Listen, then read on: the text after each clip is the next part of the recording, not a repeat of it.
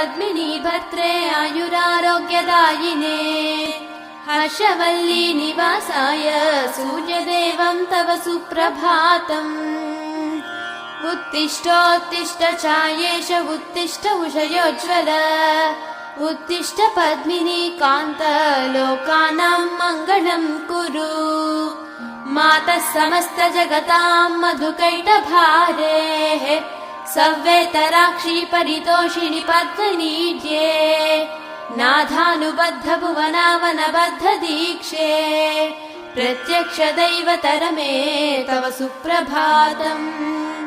छाये किलाश्रित वरप्रद कल्पकल्पे विस्वाप्तधाम निलयामल दिव्यभासे आयाहि शीघ्रमघनासिनि संश्रितानां श्रीसूर्यदैवतरमे तव सुप्रभातम्।